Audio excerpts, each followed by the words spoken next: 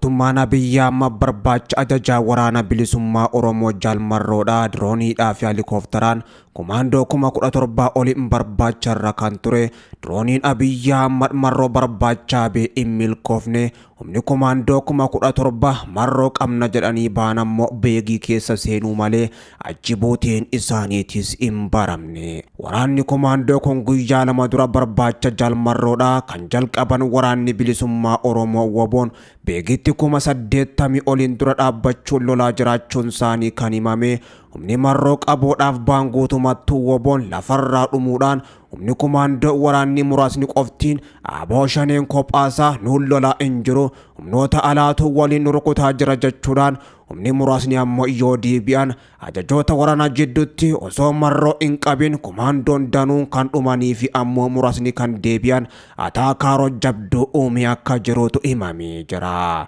Waraana komaandoo Abiyyi Jaalmarroo qabuudhaaf qilee bu'an kanaaf mootummaan Abiyyi birrii miliyoona 20 akka qopheessee fi tures iccitiin jabduun miliqxee baatee jirti. Jaalmarroo adamsinatti humni komaandoo Abiyyi guyyaa lama keessatti 15,000 ol barbadeeffamanii dhabama tahanii jiru. Waraanni komaandoon sun hundinuu nama tokko Jaalmarroo qofa adamsuudhaaf ramadaman kisaaraa malee bu'aa tokkollee otoo mootummaa Abiyyi Ahmadiifis hin buusin afanii jiru. Jeneraalonni afuris humna komaandoo kana waliin bobbaanis humna isaanii komaandoo 15,000 wajjin beegitti dikee Oromiyaa ta'anii jiraachuu ajajoonni WBO naannicha beeksisanii jiru. Jaalmarroon beegii qofa keessa otoo hin taane har'aan tana funyaan Finfinnee jalattis humna isaanii bobbaasuun mootummaa Abiyyi Ahmad waxalaa jiru. Yaadni mootummaa Abiyyi Ahmad ammoo marroo fi beegii qofa irratti rarra'ee kan hafe gootichi Oromoo komaandar marroon ammoo dhiirri isaanuma jala taa'ee ijoollee isaa qaxalee kumoota hedduudhaan lakkaaman itti bobbaasuudhaan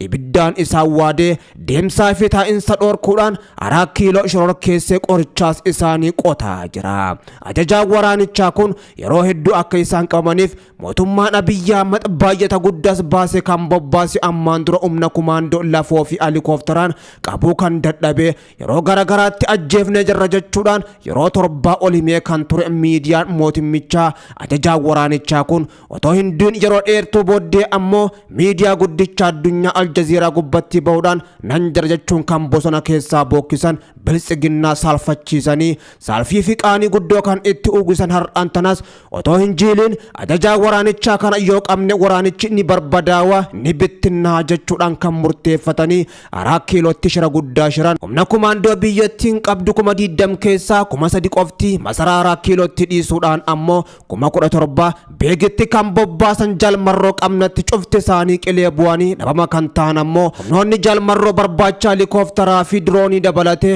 lafoodhaan beegii seenan marti isaanii otoo hin deebiin dikee Oromiyaa beegitti ta'anii jiran jechuudhaan ajajoonni WBO olaanoo naannichaa himanii jiru. Kan biltsiginnaa guyyuma guyyaan salphina ta'e otoo mul'achaa jiru otoo Oromoon bakkoota garagaraatti dhumachaa jiru fi daangaan Oromiyaa sarbamaa jiru ammoo kan diinaa moggatti lakkisuudhaan firasaa adamsaa kan jiru Abiyyi Ahmad mataansaa fayyaan qabu jechuudhaanis hayyoonni Oromoodhaa yeroo ammaan tana qeeqaa jiru.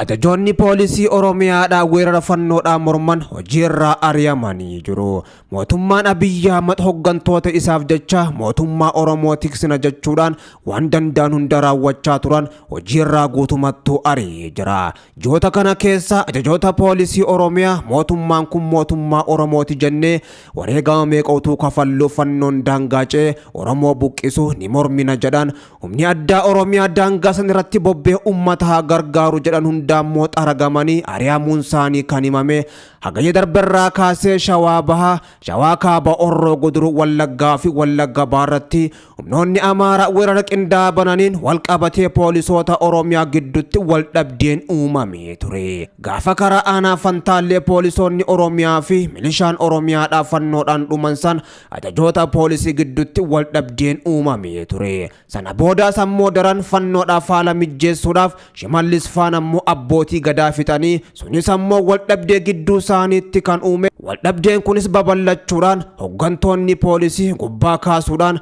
hanga gadiitti hedduun isaanii ari'amanii yoo gad bahanii ammoo dubbatan akka hidhaman godhamee manatti kan galfamanii taa'anii jiran oggaa ta'u bakka isaaniitis riphii makalaakaa irraa fiduudhaan bakka buusaatis jiru. Abiyyi ajajoota humna addaa qofa otoo hin taane ammoo kan raayyaa ittisa biyyattiitis hedduu isaanii itti fayyadame gataa jiraachuutu baramee jira. Amma mootummaan Abiyyi Ahmadii fi Shimallis Abdiisaadha mootummaa eenyu akka ta'e poolisiin Oromiyaadha waan hubachaa jiran fakkaatu. Hayyoonni Oromoodha ergaa dabarsaa jiraniin amma poolisiin haftan roorroo naannoo Amaaraarraa dhufte kana ummata Oromoo kakaasuudhaan ijaaruudhaan tokkummaadhaan diina ofirraa walirraa qolachuun dirqama jechuudhaan dhaamsa jajjabaas dabarsaa jiru. Ajajoonni poolisii humna addaa Oromiyaadha daangaan Oromiyaadha humna finxaaleeyyiidhaan sarbamuu kana mormanii fi fantaalee dabalatee bakkoota garagaraatti ajjechaa raawwachaa jiruu fi jiddu galeessa Oromiyaa Shawaa bakka maratti raawwachaa jiru kana mormanii fi humni addaachitti bobbaafamuu akka qaban ammoo dubbatan guutumattuu hojiirraa ari'amuudhaan hedduun isaanii manatti galfamanii akkan dubbannes kan taasifaman. Oromoonni qulqulluun meeshaa maleeyyiin ammoo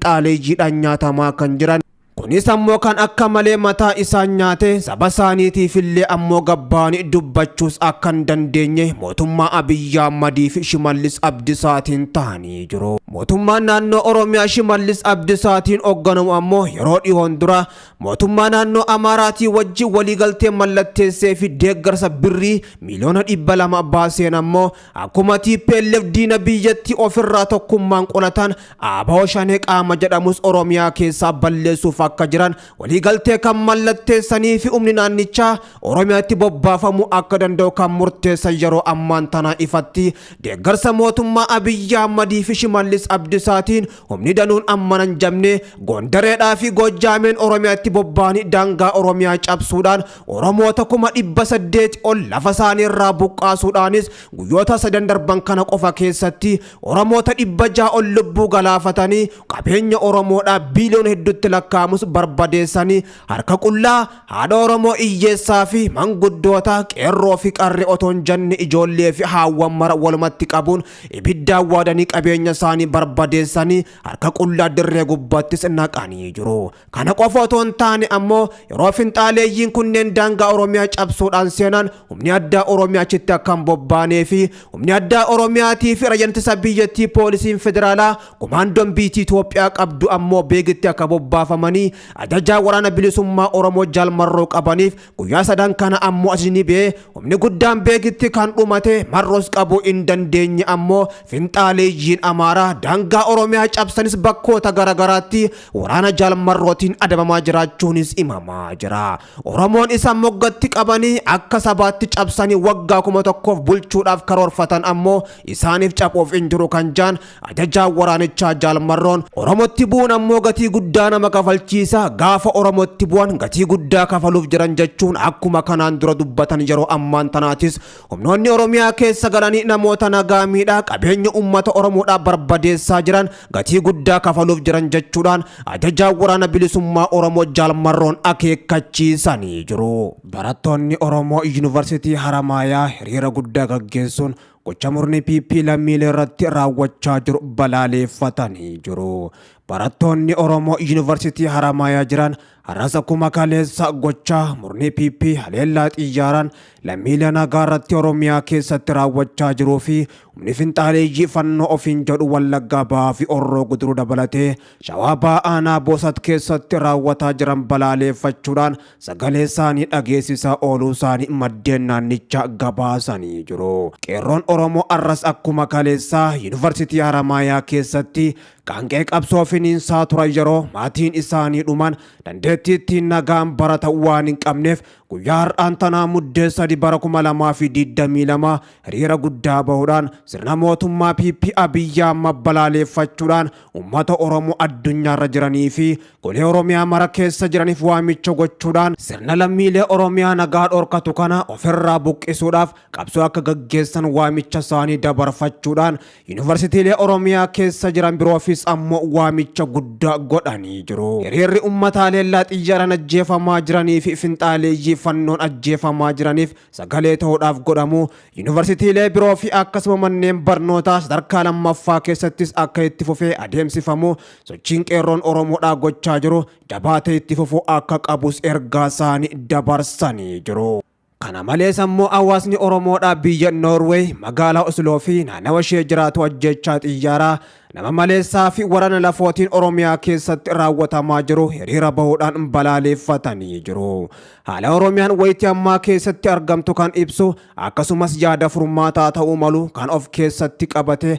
xalayaa hawaasa Oromoo Oslootiin qophaa'e paarlaamaa fi waajjira ministeera haajaa alaa Norweetti galchanii kan jiran hawaasni Oromoo biyya Norway rakkoon siyaasaa fi haalli ulfaataan amma biyyattii mudataa jiru akkasuma waraanni Oromiyaa keessatti deemaa jiru karaa marii nagaa qofaan furmaata argata jedhan hirmaattoonni hiriira biyya Norway magaalaa Oslo fi naannawa ishee jiraatan. Lolli cimaan Oromiyaa keessatti deemaa jiru akka dhaabbatu mootummoota addunyaafis yaamicha taasisanii jiru. Hiriira kanarratti dhaadannoowwan adda addaa kan dhageessisan ajjechaan lammiilee nagaa furmaata fiduu hin danda'u. Haleellaan diroonis saba Oromoo irratti raawwatamaa jiru dhaabbachuu qaba. Abiyyi Ahmad uummata Oromoodhaa bakka hin bu'u. Mootummoonni idil addunyaadhaa akka mootummaan Itoophiyaa waltajjii marii nageenyaaf karra saaqu dirqamsiisuu qabu kanneen jedhanis hedduudha. Dhaadannooleen kunis ammoo kan dhageessifaman paarlaamaa mootummaa Norway fuulduratti ta'u koreen qindeessitu hiriirichaa himanii jiru. Itti fufiinsaanis waajjira ministeera haajaa alaa Norway duratti dhaamsa isaanii dabarfachuu dabalatee haala Oromiyaan wayitii ammaa keessatti argamtu akkasumas yaada furmaataa ta'uu malu kan of keessatti qabate xalayaa hawaasa Oromoo Oslootiin qophaa'e paarlaamaadhaa fi waajjira ministeera haajaa alaa Norweetti galchanii jiru. Obbo Jawaar Mohammad barreeffama yeroo lammaffaatiif akeekkachiisan fuula Facebook isaanii gubbatti barreessanii kan jiran godinaalee daangaa Oromiyaa fi Amaaraa irratti waldhabdeen bal'achaa jiraachuu qondaalli KFO Jawaar Mohammad himanii lolli giddaa ayyaana kiramuu fi guuteedhaan baha Wallaggaa, Amuuruu, Kombolchaa fi kan kana fakkaatan Horroo Guduruu, Boosaat, Shawaa Bahaa Daarraa, Shawaa Kaabaa keessatti lolli gaggeeffamaa ture jira jechuudhaan iddoowwan lolli hamaan itti gaggeeffamaa jiru himanii jiru. Jawaar lolli inni guddaan gareewwan hidhattoota gurmaa'aniin waraana bilisummaa Oromoo dabalatee humna addaa Oromiyaa fi milishaa fannoo fi humna addaa Amaaraatiin kan gaggeeffamaa jiru yoo ta'u walitti bu'insi kun saffisaan lola hawaasaa namoota nagaa hirmaachise ta'aa jira jechuudhaan obbo Jawaar Mohammad barreeffama akeekkachiisaa yeroo lammataatiif irra deebi'anii fuula Facebook isaanii gubbatti barreessaniin rakkoo yeroo ammaan tanaa keessattuu jiddu galeessa biyyattii Oromiyaatti adeemaa jiru kan himan yoo yeroo dhiyootti lolli hamaan amma adeemaa jiru kun to'atamuu baatee kutaalee biroo naannoolee ollaa lamaanii fi sanaa ol bal'achuudhaaf adeema jechuudhaan Jawaar Mohammad kan dubbatan akkuma kanaan dura jedhe waraanni kun saffisaan to'annoo alataa fi walxaxaataa jira jechuudhaan akeekkachiisa kennanii jiru obbo Jawaar Mohammad.